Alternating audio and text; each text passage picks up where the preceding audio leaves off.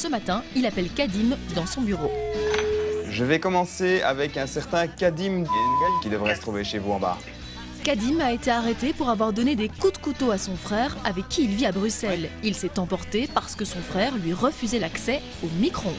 Bonjour monsieur. Bonjour. Vous savez pourquoi vous êtes là monsieur? Oui. Moi je vous reproche un fait et on va en parler de port d'armes prohibé par destination, le fameux couteau, dont on va parler, et un coup et blessure envers votre demi-frère. J'ai lu votre audition au service de police, donc je sais ce que vous avez déclaré. Vous tenez à me dire la même chose ou vous voulez modifier votre version? En fait, hier, vers midi, comme ça, je voulais préparer un verre de café et j'ai la main dans le micro-ondes, dans le four. Et mon frère qui est venu me dire que tu ne vas pas utiliser la four. Voilà. Mais donc il vous a refusé l'accès au micro-ondes, si je puis dire ainsi? Oui. Et donc après le ton est monté? Voilà. Et après, qui a commencé de me dire des gros mots. Et à ce moment-là, qui m'a pogné, comme ça. Et je lui ai en train de parler, il m'a donné un coup comme ça, sur l'œil. C'est ça que tu as vu là, oui. Ouais. Il m'a donné un œil. Et moi, je suis fâché à ce moment-là pour aller aussi me battre avec lui. Ouais. Mais lui, il avait avec ses copains et tout, ses copains qui m'ont tient comme ça, me disent que non, tu ne vas pas bagarrer ici et tout ça. Vous dites que vous n'avez pas porté le moindre coup à l'égard de votre demi-frère. Voilà, parce que les gens qui ne m'ont pas laissé, les gens qui m'ont venu me tiennent comme ça, qui sont entre moi. Ils vous ont empêché de le frapper. Voilà, qui m'ont empêché de le frapper. Kadim nie formellement avoir été violent, mais un ami de son frère, également présent dans la cuisine, affirme lui aussi avoir reçu des coups. Alors c'est qui ce monsieur Manouraïs? C'est son ami? C'est l'ami de votre frère. Voilà. Absolument. Alors lui, il déclare qu'il a reçu un coup aussi. Oui, de votre frère qui l'a donné un coup. C'est votre frère qui a frappé son ami? Oui, qui est frappé, parce qu'il voulait me frapper à moi, et lui qui l'est humilié entre nous, et il l'a frappé sur lui. Et du coup, il a reçu un coup. Voilà. Et donc, le couteau... Vous ne me donnez pas d'explication valable par rapport aux lésions qui ont été constatées par un médecin indépendant. Votre seule explication, c'est de dire... Il s'est infligé ça lui-même. Je vois pas très bien comment votre frère a pu prendre le couteau litigieux et se le planter dans l'omoplate. Comment est-ce que vous pourriez croire à cette histoire-là? Moi, je peux sortir maintenant, blessé à moi-même, venir dire que c'est quelqu'un qui m'a blessé. Essayez maintenant de vous porter vous-même un coup de couteau à l'épaule. Voilà, j'ai pris un couteau, je peux le mettre ici sur moi. Eh ben, ça va pas être facile, ça, à démontrer. Mais... Bon, bah, c'est votre version. Absolument, ça va pas être facile, mais donc vous êtes d'accord que je note dans l'audition que votre frère s'est manifestement porté le coup de couteau à lui-même. Voilà. C'est ce que vous dites. Oui, voilà. C'est vous qui avez appelé la police, monsieur? Oui, c'est moi qui avez appelé la police. À mon propre Avec quel téléphone? Mon téléphone. Votre téléphone? Oui. Voilà. Ça veut dire que moi, je suis juste. Voilà. Si je suis injuste, je n'appelle pas la police. Bah, ça dépend, ça, monsieur, pas forcément. Pourquoi j'ai appelé la police? Parce que je ne vais pas les histoires. Moi, je veux la paix, je veux la paix. Moi, je n'accuse personne, je provoque personne. Mais lui, j'ai remarqué que depuis les 2 ans qu'il est là, qu'il m'a pris comme un adversaire. Voilà. Eh bien, je pense que je sais ce qu'on va faire. Alors, monsieur, dans votre dossier, là, par rapport au fait que je vous reproche, moi, j'estime qu'on a quand même un gros problème. Je pense que vous l'avez compris, moi, je ne vous crois pas. Donc, je vais vous faire passer en audience correctionnelle pour répondre de ces faits. Donc, double fait, port d'armes prohibé et coups et blessures. Kadim reste sur ses positions. Il nie avoir porté des coups de couteau. Olivier Malinus décide tout de même de le renvoyer au tribunal correctionnel de Bruxelles. Voilà. Au tribunal correctionnel de Bruxelles, c'est face au juge Luc Hénard qu'il doit se défendre. Et si vous voulez bien, cher monsieur, enlevez votre casquette. Le frère de Kadim est également présent et si Kadim nie les coups, il a bien avoué qu'il s'était disputé pour une sombre histoire de micro-ondes. Bien, monsieur. Alors, qu'est-ce que vous souhaitez me dire par rapport à ça? Il m'a trouvé, j'ai en train de chauffer quelque chose dans le four. Il est venu sortir l'assiette dans le four, il l'a jeté par terre. Et j'ai lui, il est en train de parler, pourquoi tu as fait ça? Il m'a donné un coup dans mon œil. Jusqu'à mon œil, il était gonflé. Mais l'histoire de couteau, j'ai rien à voir avec le couteau. Moi, je sais que lui, c'est mon frère. Mais lui, il ne sait jamais que je suis son frère. Moi... Qu'est-ce que vous voulez dire? Qu'est-ce que je voulais dire? Parce qu'en fait, c'est pas possible de vivre avec son petit frère dans une même maison, mais toujours, il le provoque des histoires, toujours, il le provoque de n'importe quoi. Mais donc, par rapport à ce qu'on vous reproche, vous dites que vous n'avez rien fait. Oui, mes proches, oui. Et ils ont raison. Non, pas vos proches, reproches. Voilà. absolument. Donc vous dites quoi? Moi, que vous n'avez rien fait. Voilà, On entend moi ce j'ai que rien votre fait. frère Voilà. va dire, mais... Je n'ai rien fait, je n'ai pas pris le couteau, je n'ai pas créé des histoires, c'est lui qui m'a provoqué. Bien. Et vous, monsieur, quelle est votre version des faits? On a des problèmes de micro-ondes. Oui, ça j'ai vu. Voilà. J'ai vu que Voilà. je vois Moi, que tout a démarré avec un problème Voilà. de micro-ondes. je suis venu, j'ai regardé mon micro-ondes, il est sale. À chaque fois, moi je le dis, quand tu mets quelque chose, après il faut nettoyer.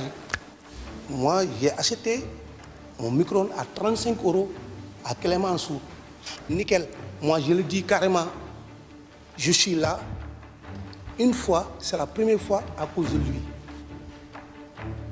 Regarde mon CV et ton CV. C'est pas pareil. Ils aiment que dormir, manger. C'est pas le monsieur le président qui t'a demandé est-ce que c'est lui qui travaille, est-ce qu'il dort. On ne te pose pas cette question. Moi, je viens de marier, j'ai 25 ans. Et toi, tu as 42 ans. Tu n'as rien fait encore, toi. Tu as gâché ta vie et tu veux gâcher ma vie. Ah non, c'est pas possible. Tu as déjà perdu 42 ans de ta vie. Laisse-moi faire ma vie tranquille. Monsieur, vous Voilà. avez dit... Je suis vraiment désolé, monsieur. Voilà. Ah, mais pas autant que moi, hein. Encore que ceci me paraît un rien surréaliste. Le frère de Kadim n'a donc pas supporté que son micro-ondes soit sale, ce qui a provoqué la bagarre et les coups de couteau. Des coups que nie toujours Kadim. Dans le tribunal, le juge Luc Hénard tente de garder son sérieux. Mais qu'est-ce qui... J'essaye de comprendre. Oui.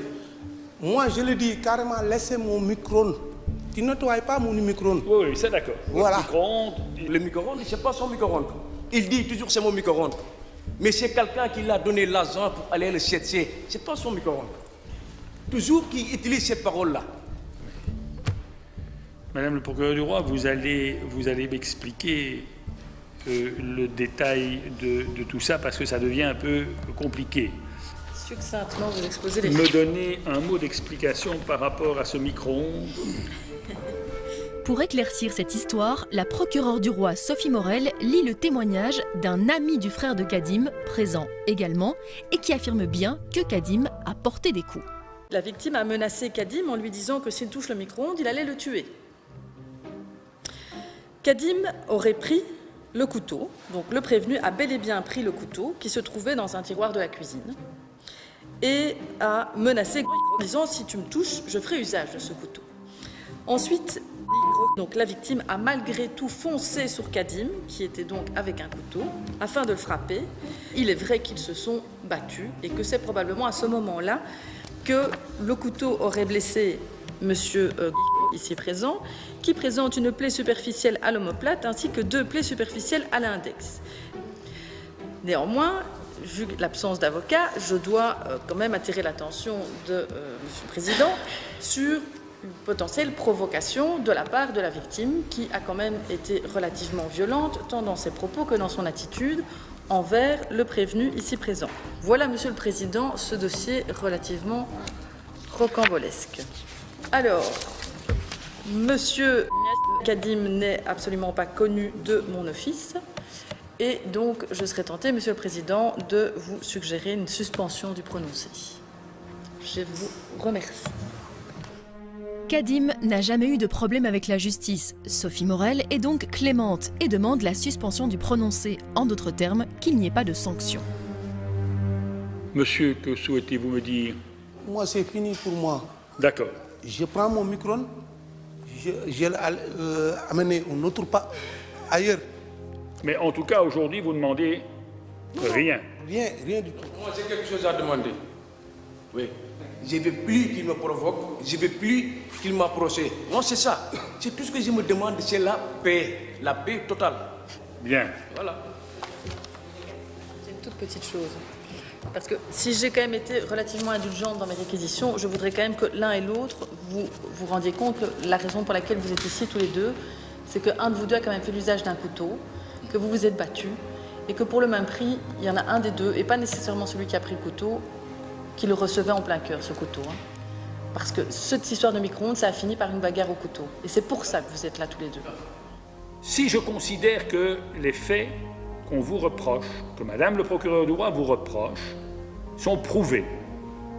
Vous savez ce que je peux faire? Je t'écoute. Vous m'écoutez.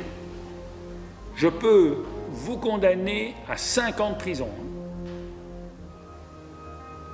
et éventuellement 25 000 € d'amende fois 6. Ça, c'est très concrètement l'enjeu. Alors, c'est très bien de vouloir la paix. Oui, non, moi, il n'y a pas Oui, mais... Alors maintenant, conduisez-vous comme des gens corrects. Hein. Ça va? Je m'adresse à vous, mais comme à vous. Voilà, messieurs, au revoir. Au revoir, monsieur. Au revoir, monsieur. Le juge doit maintenant délibérer. Va-t-il suivre le parquet de Bruxelles qui propose la suspension du prononcé? Même s'il nie avoir porté des coups de couteau, Kadim risque une peine de 5 ans de prison. 15 jours plus tard, retour au tribunal correctionnel de Bruxelles, le juge doit rendre sa décision. Voilà, l'audience est reprise. Kadim et son frère sont bien présents. Vous voulez bien enlever votre casquette, monsieur? Vous n'avez pas l'air d'avoir beaucoup de mémoire, hein? Bien, eh bien, je vais leur faire part de ma décision. Voilà, monsieur. J'ai donc estimé que les reproches que Madame le procureur du roi vous adressait étaient fondés, mais j'ai considéré qu'il était bien de vous accorder une suspension du prononcé, c'est-à-dire ne pas prononcer de sanctions, dans l'espoir que les choses vont se calmer et que ceci ne sera bientôt plus qu'un mauvais souvenir. Le tribunal reconnaît bien que Kadim a porté des coups à son frère, mais lui laisse une chance. Avec la suspension du prononcé, il évite la peine de prison et peut reprendre le cours de sa vie. Alors Kadim, comment vous vous sentez à la sortie de la salle d'audience? Et qu'est-ce que j'ai senti? J'ai senti franchement bien, j'ai senti vraiment justice, vraiment. Et franchement, je ne m'attendais pas à les résultats que je viens d'écouter dans la salle. Voilà. Mais franchement parler, il y a certains frères que ce n'est pas évident même d'être avec ces gens de frères-là de même sang.